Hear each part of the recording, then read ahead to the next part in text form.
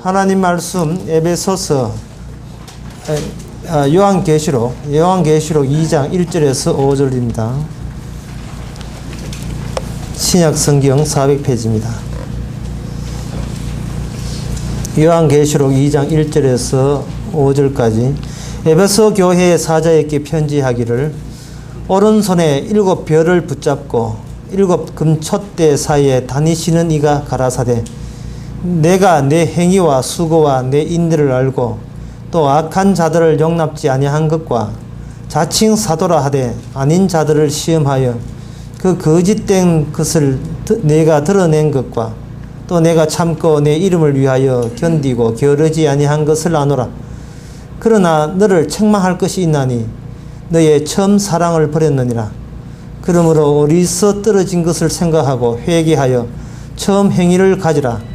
만일 그러지 하지 아니하고 회개치 아니하면 내가 네게 임하여 내 촛대를 그 자리에서 옮기리라. 아멘. 교회는 천국이 되어야 됩니다. 그것은 사람들이 천국이라는 것을 인정을 하지 않는 그런 지금 현 분위기가 그렇기 때문에 세상 사람들은 자기들이 천국이 없다. 물론 천국이 없다. 그 이면에는 지옥도 없다. 그렇게 단정하고 있습니다. 천국과 지옥이 없다는 것이 점점 분명해지는데 왜 교회 너희들은 자꾸 천국과 지옥이 있다고 우기느냐? 있으면, 천국과 지옥이 있으면 어떤 그런 모습을, 양상을 드러내봐라.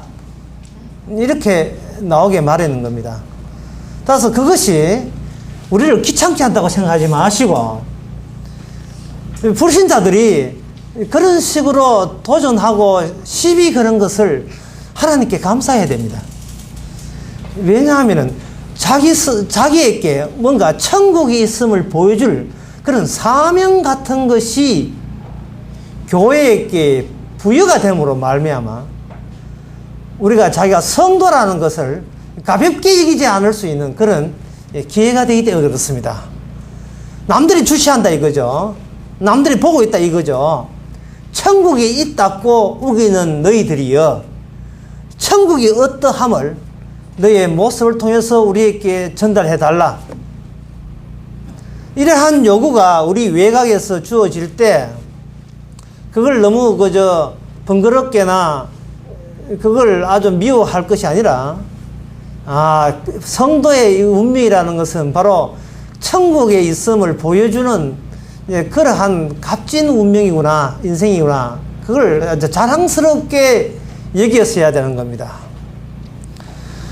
그 교회가 천국이 된다는 말은, 교회가 천국이 된다는 말은 그건 무슨 말이냐 하면은, 이거 하는 일마다 만사 형통한 게 천국이 아니라, 천국의 특징이 뭐냐 하면, 주 예수 그리스도 앞에서 자신들의 가치가 녹아 없어지는 상태를 말합니다. 예수님의 이름이 온 세계 위에 찬양을 받고 모든 다른 이름을 가진 모든 피조물들은 그 앞에 무릎을 꿇는 상태가 천국입니다. 빌립보서 2장 11절 나왔습니다. 예수 그리스도만 모든 공로와 그리고 영광스러움과 칭찬거리가 주님에게만 다 쏠리게 하고 그 앞에서 자신의 가치의 의미를 그것은 서로 생각지 아니한 상태가 천국입니다. 따라서 그것이 천국이기 때문에 교회가 무엇이냐? 교회는 자기 생각을 버려야 되는 것이 바로 교회다. 자기 생각을 버려야 되는 것이. 오늘 본문에 보면 여기 자칭 사도라 한 자를 자칭 사도라 하되 아닌 자들을 시험하여 그 거짓된 것을 너가 드러낸 것과 이렇게 여기에 대해서 주님께서는 칭찬을 하십니다.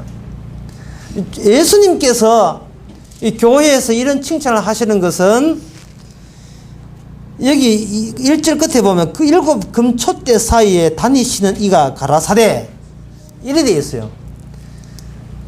주님께서 금촛대 사이를 다니십니다.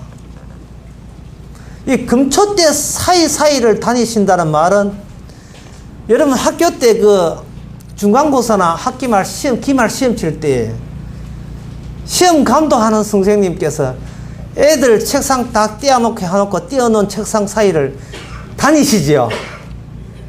괜히 다니시는 게 아닙니다. 커닝 하는가 싶어서 이렇게 살피기 위해서 다니시는 겁니다. 관심 있다, 이거는. 관심 있다, 이거. 한시도 교회에 대해서 무관심 하신 분이 아니다, 이 말입니다. 그 책상 사이를 분주하게 담임 선생님께서, 그 감독 선생님께서 다니시면서 커닝 하는가 관찰하시는가 마찬가지로 지금도 주님께서는 교회가 천국이 되었느냐? 라는 차원에서 과연 천국다운 교회냐? 라는 차원에서 관찰하시기 위해서 구석구석 다니시는데 그 다니시는 와중에 자칭 사도라, 자칭 그 하나님의 종이라, 그리스도의 종이라고 우기는 자를 하지만 나와보니 가짜예요. 가짜를 들춰내서 추방시킨 일에 대해서는 주님께서 아주 후한 점수를 주시는 겁니다. 잘했다. 네가 천국에 대해서 아는구나. 그렇지. 천국은 저런 자를 용납해서는 안 되지. 진정 그 천국이 되고자 한다면 가짜 사도를, 가짜 목사, 가짜 당회장을 추방을 해줘야 되는 겁니다.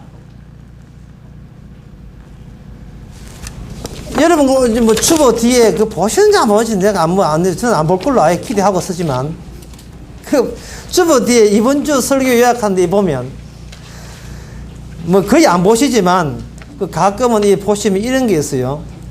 오늘 본문에서 소위 전문 성직자를 에베소 교회가 거부한 것에 대해서 주님께서 칭찬한 대목이 나옵니다. 이에 대해서요. 전문 성직자를 에베소 교회가 거부한 것에 대해서 주님께서 칭찬한 대목이다. 자칭 사도라 하고 주의 종이라 하는 사람의 특징이 뭐냐 하면은 복음을 전해야 될 그러한 사명이 우선이 아니라 목사, 당회장라는 책에 사활을 거는 사람들, 그걸 자기 평생 밥 먹고 살 수 있는 전문 라이센스, 자격증을 지녔다는 것으로 평생 목사 노릇을 해도 된다고 여기는 사람들. 그게 전문 성직자들이에요. 자칭 전문 성직자예요. 프로페셔널 성직자. 전문 성직자라는 것은 그건 전문이기 때문에 자격증이 있게 마련이고 그 자격증을 자신의 본질을 대신할 수 있으라 여기는 사람, 그 사람이 거짓 사도들입니다. 거짓 성자들입니다. 이런 사람들의 지금 교회가 천국이 되어야 되거든요. 왜냐하면 주님께서 책상 사이에 다니시기 때문에 주님께서 그냥 주무시고 낮잠 자고 계시는 게 아니고 분주하게 교회마다 다니시기 때문에 교회는 정신을 바짝 차리고 커닝 해서도 안 되지만 이 성경에서 칭찬한 것에 대해서는 이걸 수용을 해줘야 돼요. 그 중에 하나가 뭐냐 하면은 절대로 교회에서 전문 성직자, 라이센스를 가졌다는 그 이유 때문에 목사를 계속하겠고 설교를 계속하겠다 우기는 자를 절대로 용납하면 안 돼요. 그게 용납해서는 안 되는 거예요. 갑자기 여기서 열불 나네 제가.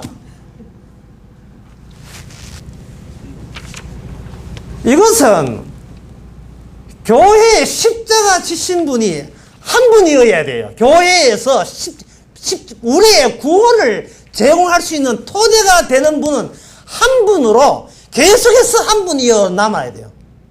중간에 중간 단계가 없어야 돼요. 계속 한 분으로 남아야 됩니다. 근데 그분의 특징이 이제 문제예요. 그분의 특징이 우리의 죄를 씻기 위해서, 우리의 구원을 모든 걸 해결하기 위해서 계시는 분은 천국 같으면 한 분이어야 되는데 그 한 분의 특징이 보이지 않는다는 겁니다. 그분이 보이지 않는 분이 예수님이십니다. 보이지 않지만 부활하셨기에 존재하잖아요. 보이지는 않지만 그걸 우리가 믿음으로 믿지 않습니까? 교회는 십자가 지지 않는 사람을 믿어서는 안 됩니다. 왜냐면 다 같이 지금 죽어가는 마당에 누굴 믿는다면, 누구한테 기대를 건단 말입니까? 다 같이 지금 주님 아니면 희망이 없는 인간들을 어떻게 그 인간들을 믿는단 말입니까? 그래서 인간에 의해서 중간 다리, 자기가 주님을 대신하겠다 걸쳐는 그런 다리를 걸쳐버리면 그것은 책상 사이를 왔다 갔다 하시고 교회를 사이를 왔다 가시는 주님이 보시기에 그 천국이 아니에요. 그 천국을 포기한 겁니다. 그런데 왜 사람들은 눈에 보이지 않는 주님의 뜻에 따르기보다는 눈에 보이는 라이센스, 자격증을 가진 목사 말을 들으려고 하느냐? 그것은 교회를 방치했기 때문에, 교회를 방치하기 때문에. 지난주 처음 왔다고 해서 그 교회를 자기 남한테 미루고 방치하면 안 돼요. 목사님, 장로님 알아서 잘 하시는데 이렇게 미루면 안 됩니다. 그렇다면 미루게 되면 이 하나님의 에베소 교회에 편지한 이 편지는 이거는 특정 계급에 속한 교회에서 특정 계층에 속한 사람에게만 주신 편지가 되지 지난주 처음 온 사람한테는 이 편지가 유효성이 없어요. 무효가 되는 겁니다.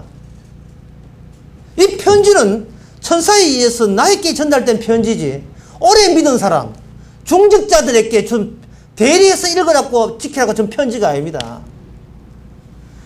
지난주 처음 왔다 할지라도 그 교회에서 신학교 출신이 전문이기 때문에 난 목사직을 계속 해야 되겠다 우기는 인간이 있다면 그것은 용납해서는 안 되죠. 지난주 처음 왔다 할지라도. 왜? 이 편지는 바로 나에게 주님께서 내가 믿고 있는, 내가 신봉하는 주님께서 나에게 준 편지이기 때문에 이 편지를 만약에 거부한다는 것은 그러면 그 사람은 천국이 아니라도 좋다는 말입니까? 교회가 천국이 안 돼도 나와 상관없다는 말입니까? 교회가 천국이 안 돼도 난 천당 간다 이 말이 천국 간다 이 말입니까? 아니거든요. 그러니까 앞에서 일하는 사람을 감시하는 건 좋대. 감시하고 관찰하는 것은 좋은데 그걸 방치해서는 안 되는 거예요. 무관심을 방치해서는 안 되는 겁니다. 안 되는 겁니다. 그런데 사람이라 하는 것은 이 교회라는 것이 인간들의 자존심 같은 것이 얽히고 설킨 단체가 되었어. 어느 단체가 다 마찬가지입니다만 인간들의 자존심이 얽혀서 있기 때문에 자기 자존심을 높여준 사람에 대해서는 끔뻑 엎어지고 자빠지고 거기에다 매달리면서 아주 굉장히 호감을 나타냅니다. 따라서 그렇게 되면 자기가 해야 될 권리까지 저쪽에 전부 다 뺏어가도 멍청하게 빼앗기고 알아서 해주소 이러고 그만 자기는 그냥 뚱하니 사람들에게 인정받는 그것에만 자족하고 있는 거예요. 그러다 보니까 이 하나의 국가도 마찬가지, 교회도 마찬가지고 이게 민주주의 제도라는 게 있어가지고 이게 대의제로 자기 뜻을 대신해주는 중간계층이 등장해버려요. 중간계층이 등장하고 그 중간계층은 또 오직 한 사람에게 권한을 독점시켜줘 버립니다. 독점시켜줘 버려요. 칼 스미트라는 그런 법학자는 말하기를 자기는 히틀러가 그렇게 좋대요. 왜냐하면은 어차피 권력은 한 사람이 주게 되어 있는데 있는 권력 가지고 마음대로 휘두르는 게 어떠냐 이런 식으로 나온 사람이에요. 그게 굉장히 독재주의라고 우리가 비난할 수 있습니다만 은근히 독재되기를 기대하는 우리의 심리를 그 사람이 반영해 주는 것도 돼요. 왜? 자기가 편하기 위해서. 힘든 거 당신이 다 하시고 우리는 다 당신 덕이나 보자 이런 거예요. 당신의 영웅적인 그 성과를 이루시고 우리는 그냥 힘들지 않고 영웅적으로 이루어진 그 성과에 맛이나 보자 하는 식으로 그냥 나태하게 그렇게 나갈 수가 있습니다.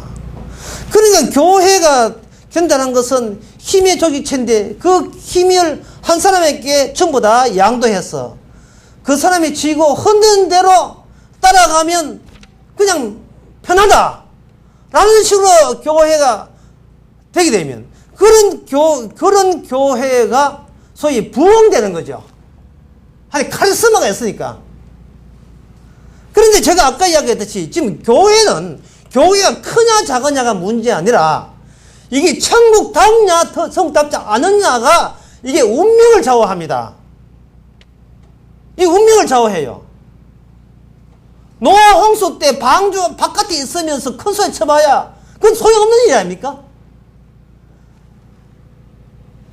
이 가정이라 하는 것은 식구가 많다고 더 위대한 가정이 되는 거 아니에요. 식구가 적든 많든 간에 편무설에서 살든 간에 가정은 행복하면 최고입니다. 근데 가정이 크다고 해서 거기에 행복하다는 보장 없거든요.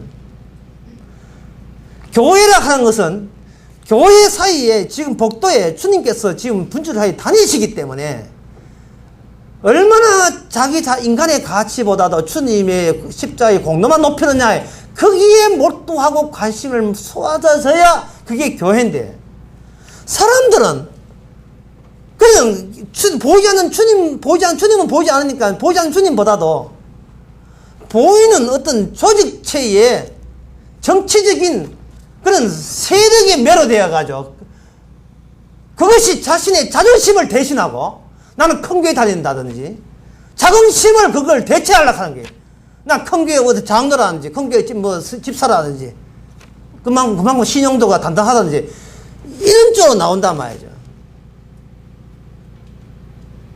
그러니까 사람들이 어느 정도느냐 하면 새로운 아파트 새 단지에 새로 지은 상가에 치가를 낸다든지 약골 하나 내면 그 근처 제일 큰 게 쭉 가가지고 감상금 내면서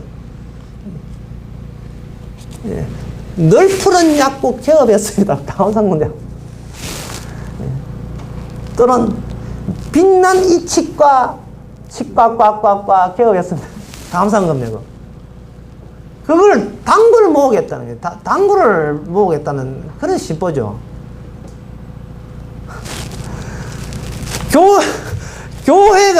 교회에 누가 없다는 거예요. 예수 그리스도가 빠졌다고 아예 그래 질침작을 하고 가는 거예요. 이 교회라 한 인간들끼리 있으면 거기에 그 우두머리 오야보이는 목사가 오야보이고 밑에들 자기 부하 걸렸다 이래 생각하는 겁니다. 또 그래 생각을 할 때 사람들은 사교단체적으로 편하게 오기도 하고, 만약에 주님이 계십니다 자기를 낮추세요 부인하셔 하면 그런 교회 부응이 안 되거든요. 그러니까 이거는 주님께서 자칭 거짓 사도라 쫓아낸 걸 잘했다고 칭찬하는 것은 인간들의 이미 심보에 이런 얼마든지 거짓 교회들을 양산해낼 수 있는 가능성이 빠삭하고 농후하다는 것을 주님께서 다 아시는 상태에서 이 말씀하는 거예요. 이게 그 당시 에베소 교회뿐만 아니고 모든 교회 다 마찬가지입니다. 그 당시 에베소 교회야 그야말로 우상 덩어리, 사도 바울이 3차 전도에서 세운 교회인데 이게 우상으로 가득 아데미어 위대하다 아데미어 약간 우상을 아주 숭상한 가운데서 그야말로 우리 장로님 기도하신 대로 좁은 길을 가겠다는 다짐하에 세운 교회이기 때문에 물론 자기는 예수 그리스도 아닌 것을 복음 아닌 것을 아주 거부했었어요. 그러나 지금은 이런 교회가 너무 많다 보니까 교회가 스스로 우상을 자처하고 나서게 된 겁니다.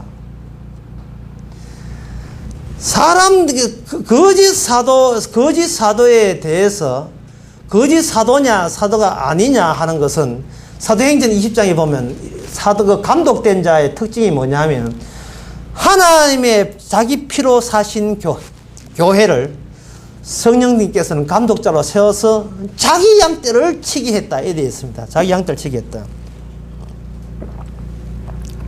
이게 무슨 말이냐면 하나님의 피로 교회가 될 뿐입니다 라는 것을 증거할 수 있는 자야만 그게 목사지, 그 예수님의 피에다가 인간의 노력과 헌신과 이런 것이 섞이는 목사는 그거는 성령께서 친히 세우신 목사는 아니고 가짜 설교자다 이 말입니다.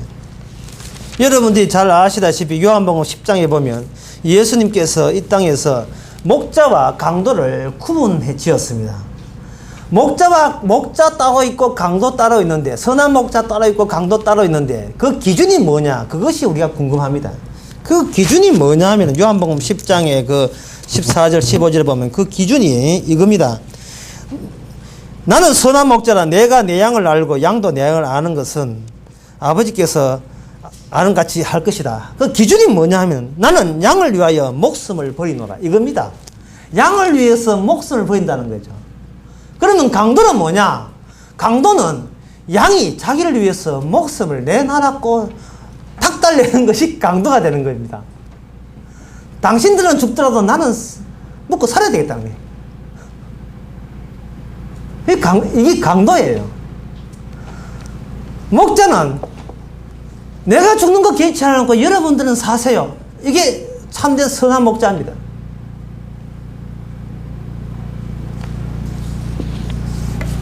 목자가 이런 식으로 나오는 이유는 자기한테 이익이냐 손해냐 보다도 그것이 진리이기 때문에 그래요. 이 참된 진실이기 때문에 그래요.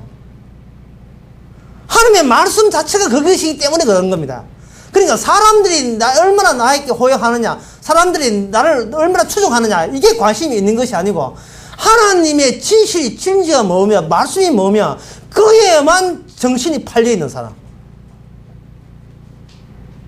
그리고 그 말씀을 위해서 목숨조차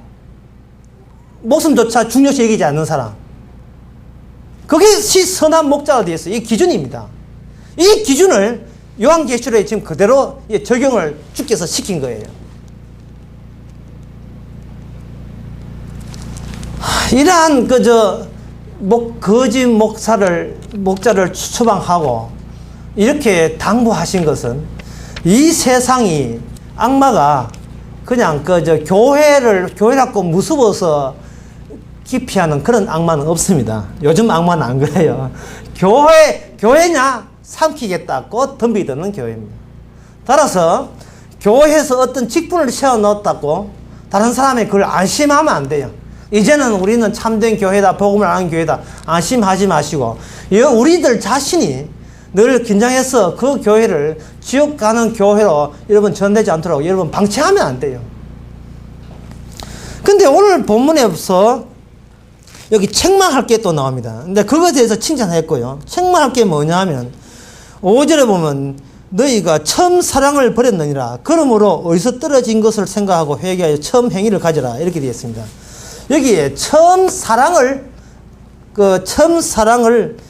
버렸다라고 되어 있습니다. 예수님께서 우리를 구원하실 때 사랑으로 구원했다는 것은 여러분들이 다 아시죠?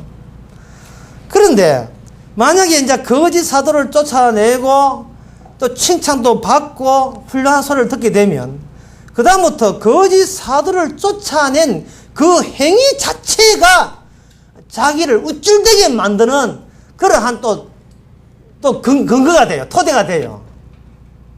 그래서 주님께서는 이렇게 복도사를 왔다 갔다 하시고 책상사를 왔다 한 주님께서는 얼마나 주도 면밀한지 너가 한 어떤 행위는 잘했다마는 그것이 반드시 사랑에서 나와야 그것이 주님께서 원하는 것이다. 근데 그 사랑이 뭐냐 하면 너 자신에 대한 사랑보다도 우리 주님에 대한 사랑에 의해서 누굴 쫓아내건 누굴 쫓아내든 거짓말 더 되든 항상 주님에 대한 사랑으로 말미암아 그게 도출돼야 된다는 겁니다.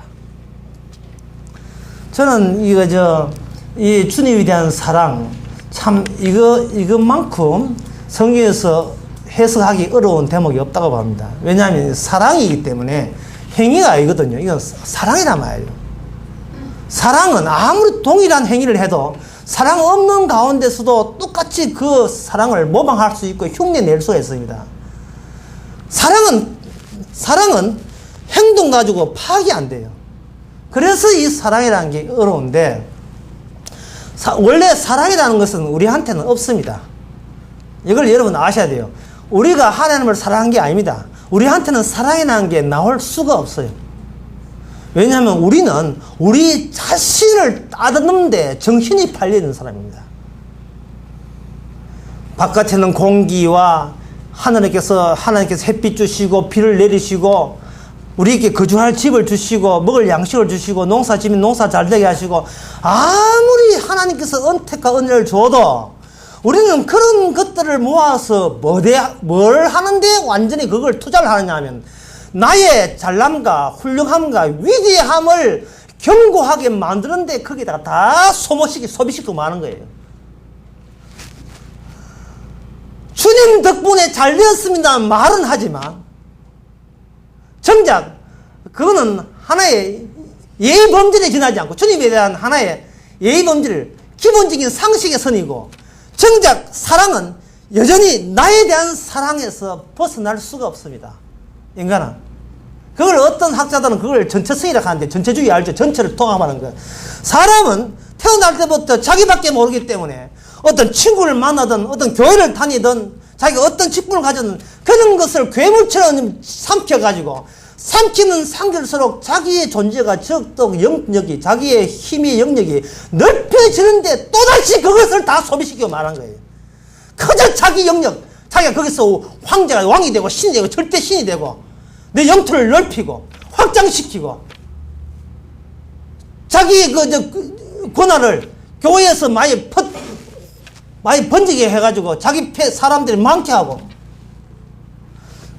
그러니 말로는 주님이 사랑이라고 하지만 주님을 사랑한다는 그것을 무기로 삼아서 저 사람을 자기 편으로, 자기 복속된 사람으로, 자기 수하의 사람으로 기어이 만들어내려고 서로들 그렇게 예수가 있는 거예요. 그게 무슨 사랑입니까? 이기주의죠. 그래서 사랑이라는 것이 해석이 없는 거예요. 그런데 이 사랑에 대한 해석이 힘든 그 마찬가지로 여기 그 학자들마다 이 성경 중에서 난해 구절, 참 해석하기 힘든 구절 중에 여러 가지가 있는데 그 중에 하나가 뭐냐면 디모데전서 2장 15절입니다. 그 대목을 제가 읽어보겠습니다. 그러나 여자들이 만일 정절로서 믿음과 사랑과 그 거룩함에 거하면 그 해산함으로 구원을 얻으리라. 그 해산함으로 구원을 얻으리라. 여자가 아기를 놓음으로 말미암아 구원을 얻으리라. 이 대목입니다. 이 대목이 굉장히 어렵다는 거예요. 이제 그걸 제가 이 대목을 제가 설명해 드리겠습니다. 하나님께서는 태어날 때부터 자기밖에 모른다는 것을 제가 방금 이야기했었습니다. 그런데 남자에게 여자에게 남자는 평소에 자기가 알아서 자기가 해석할 수 없는 너무나도 이질적인 세계에 속한 그런 느낌을 서로에게 주고받고 합니다. 여성이 다가왔다는 것은 남성이 때려 죽어도 여성을 이해 못해요. 제가 결혼식 주례하면서 이야기 당부하는 게 그거거든요. 우리 윤성 씨한테 그런 당부했는지 모르겠습니다만, 서로가 각자가 자기 집에서 살아왔기 때문에 둘이 서로 다른 이질적인 것, 성질이 완전히 확연하게 차이나는 두 집안에서 갖고 어떤 성장 구축되는 그 성격이, 성질과 성격이 둘이 한데 만난다는 것은 이거는 당구공처럼 튕길 수밖에 없는 겁니다. 그런데 둘이 뭔가 맞고 눈빛이 맞았는데 뭐가 맞고 서로 수긍해서 동의해서 결혼하겠다는 것은 그거는 사랑 외에는 다른 걸로 설명이 안 돼요. 사랑 외에는 다른 걸로 설명이 되지 않습니다. 사랑이라는 것은 자기가 자기를 위해서 살아온 그 건방진 버릇, 나밖에 모르는 건방진 버릇이 신비롭고 낯설고 정말 요상하고 이상스러운 그런 감촉과 그러한 어떤 낯선 여성, 남성 존재를 만날 때 그 앞에서 어머야 하고 허물어져 버려. 그게 솔직히 그게 허물어져 버리는 거예요. 허물어져 버리는 거예요. 쉽게 말하면 당신과 같이 살 수만 있다면 내 모든 것을 포기해도 당신만을 위하여 살리라. 이거거든요. 이게 사랑이란 말이죠. 그거 한 2초 가지만. 하여튼 당신만 내 곁을 떠나지 않는다면, 보고 싶은 당신이 내 곁을 떠나지 않으면 내가 당신이 요구한 대로 다 들어주고 그동안 내가 철딱선 없이 나만을 위하여 누구를 만나도 다 내 것 만들어야 속이 차고 비로소 속이 풀리는 건방진 짝이 내밖에 모르는 그것이 왠지 당신 앞에서는 그것이 허물어졌다. 이질적인 것에 의해서 허물어져 버릴 때 그게를 사랑이라고 합니다. 지금 주님께서 그걸 요구하는 거예요. 주의 첫 번째 사랑을 왜 지금은 다 잃어버린단 말이죠. 거짓 목사 쫓아냈다고 그걸 자랑스러워하고 그게 아니라면 그게 아니에요, 지금. 그건, 거짓 목사 쫓아낸 그걸로 천국이 되는 건 아니거든요. 계속 그 사랑이 유지될 때 천국이다 말이죠. 자기를 부인할 수 있으니까. 그러면, 그 사랑을 만날 때는 그동안 자기밖에 끄질기게 자기 이기주의로 이제 네 죽든 말든 나만 사람은 그만이지 라는 그러한 총각들 처녀들 생각에서 만나다가 갑자기 하나님 주신 어떤 신비로움, 손만 만져도 짜릿한 그러한 감촉, 그런 것들이 하나하나가 이게 독특하고 나로 하여금 그동안 살아왔던 나의 모든 시간대를 허물어버리는 한 요소로서 둘이 결혼하게 됩니다. 근데 결혼하고 난 뒤에 그게 몇 개를 가지를 안 해요. 몇 개를 가지를 안 돼. 시들해져 버린 거예요. 중고가 돼, 중고. 이제는 타성이 젖어버렸어요. 그만 그때 그 짜릿함은 이제는 순식간에 날아가 버려요. 그런데 이제 그게 중요합니다. 그런데 거기서 둘이 서로가 그 다음에 싸우기 시작하는데 서로 싸우는 시절이 제3자의 출생으로 말미암아 거기서 휴전 상태에 들어갑니다. 그 3자가 누구냐면 새끼를 낳을 때 자식을 놓으면서 그때부터 어머니는 어머니대로 자기가 어머니가 되거든요. 이제는 남편하고 싸울 문제가 아니라 자식이 보기 때문에 싸울 것도 속으로 삭히면서 안 싸워야 되는 걸로. 이제는 남자도 그냥 하나의 남편이 아니라 이제는 아버지가 되기 때문에 뭔가 하고 싶어도 자식이 보기 때문에 자식이 앞에 책임지는 사람으로 하기 위해서 스스로 뭔가 자기의 성격도 담배도 끊고 술을 끊고 주식도 대충 하고 스스로 자기를 그 아이 앞에서 부인하고 자기 마음대로 청학전 늦게 오고 이랬는데 자기 마음대로 안 살고 양보하는 낮추는 그러한 새로운 시대에 들어가는 겁니다. 이것이 해산함으로 제3의 인물이 등장하는 말미암아 그 새로운 3의 인물 앞에서 그게 주님의 사랑이거든요. 주님의 사랑의 열매 앞에서 나는 다시 어떠해야 되는가를 자기 자신을 낮출 수 있는 계기를 마련하는 겁니다. 이것이 이러한 경우가 어디에 나오냐 하면 바로 다윗과 바세바의 관계에서 나옵니다. 여러분, 다윗이라는 왕이 바세바라는 부하의 부인과 통관을 했지요. 그 남편은 전쟁터에 나가는 그 사이에 그때 나단 선지자가 와가지고 다윗 당신은 바로 죄인입니다 라고 지적했을 때에 다윗이 네 맞습니다, 제가 죄인입니다 하고 수용했습니다. 그리고 난 뒤에 그 아기가 태어났어. 임신이 돼가지고 그때 그 관계에서 임신이 돼가 이게 태어났습니다. 태어났을 때 다윗은 그 애를 살려달라고.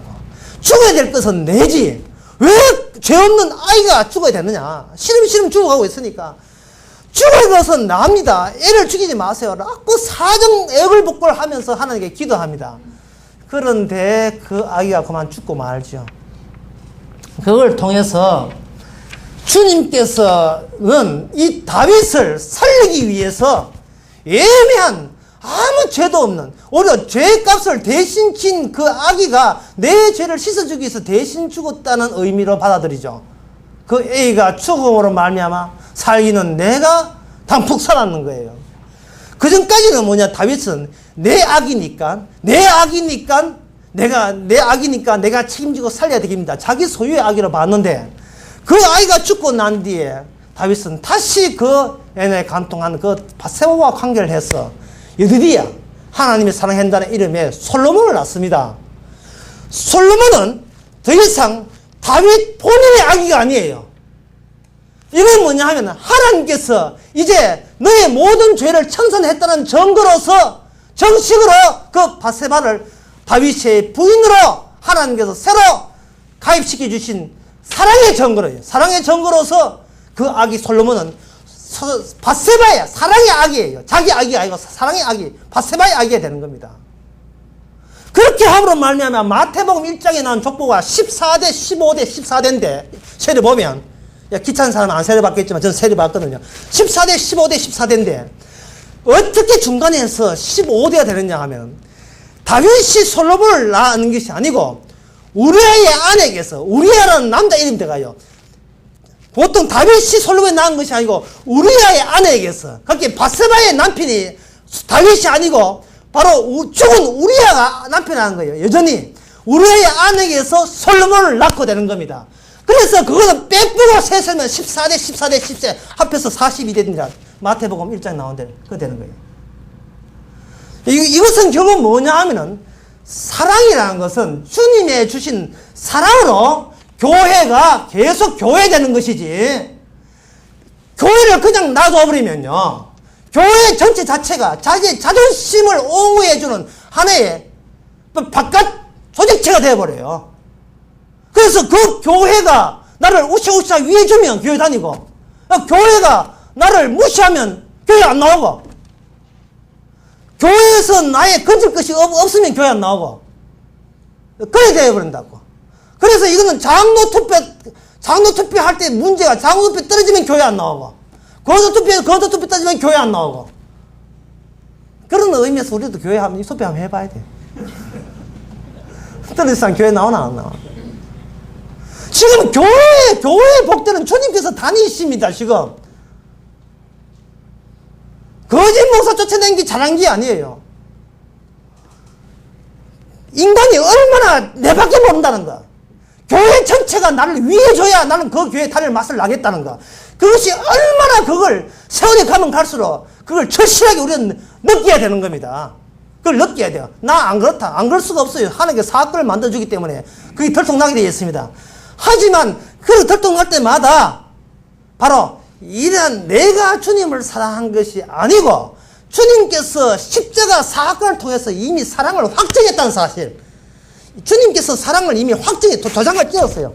계약서 도장 찍지요. 이미 내가 너를 어떤 변화도 사랑했노라 하고 십자가 사건을 통해서 도장을 찍어줬어요. 어떤 사람은 그 십자가 사건의 사랑이 확 도장인 줄 모르고 지가 기도할 때 병 나은 거, 뭐 방언한 거 이런 걸 가지고 사랑이라고 착각하는 사람이 있는데 그건 사랑이 아닙니다. 그건 마귀의 속임수예요.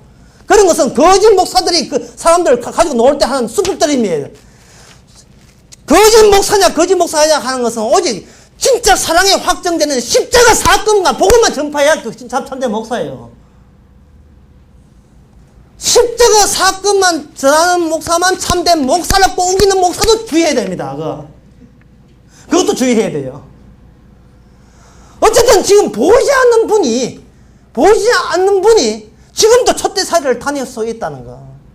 그리고 우리는 그걸 보이는 사람한테 제발 같이 어설프고 같이 지밖에 모르는 인간을 기대하지 마세요.